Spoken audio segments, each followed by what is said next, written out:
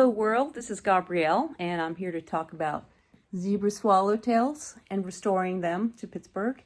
And a lot of that is planting seeds, but I think it would be good if we could do it pretty passively on occasion. And one way to do that is with Pawpaw seed bombs.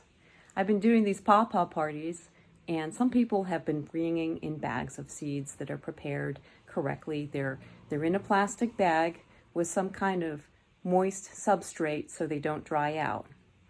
And the thing that you have to do with that then is you keep them for 100+ days and then plant them out in a pot or somewhere in a hillside. But if you do that, then you kind of need to dig a hole in the ground, and that takes time depending on where you are. You know, you got to climb there, and when you're looking at southwestern Pennsylvania, you got all these hillsides, and some of them are really steep, and if you want to get down in the sweet spot, you got to get in there, you risk getting ticks and so forth. So I think it'd be great to actually make seed bombs for pawpaws.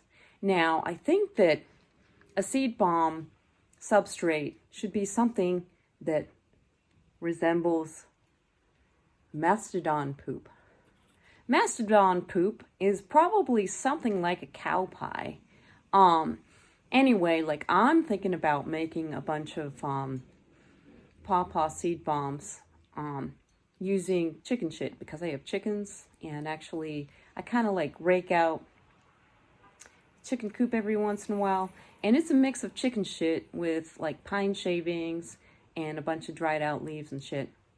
And so like when I rake it out, it turns into kind of this weird hard pan next to the coop. And oh my God, when I put that in my yard, it makes things grow like crazy. So I thought maybe I could dig up some of that and turn it into a seed bomb.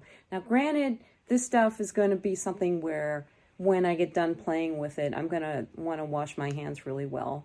And but it actually doesn't smell too bad. It's kind of composted. It actually might be really good for the pawpaw seeds, because I think that, at least in my experience, the best germination that I've had with pawpaw seeds have been from seeds that I actually dug out from under this pawpaw tree where the fruit had rotted away completely.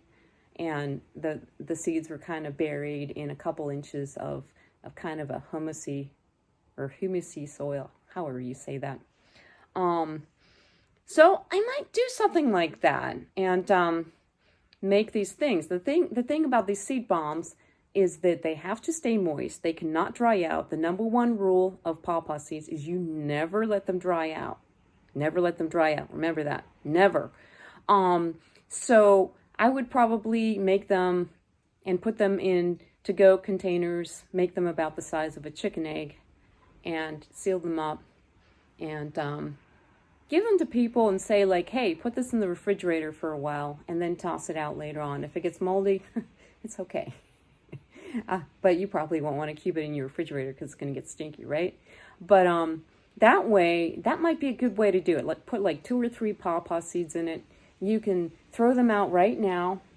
And if they stay together enough, that's kind of the key thing, is for them to stay together enough to disintegrate and keep the seeds wet, and also give them a little fertilizer with it, then that would be awesome. So anyway, that's my thought. I'm going to be working on a formula for pawpaw seed bombs, which are different than regular seed bombs in that they have to stay moist. But I will update you, and if anybody has any ideas in that regard, please feel free to share them with me in whatever means you choose to.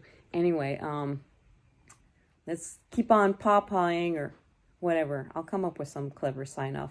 This is Gabrielle again, and I'm working on establishing Pittsburgh pawpaw pathways for zebra swallowtail trails, because they are going to come back, and they'll come back a lot sooner if we all do something.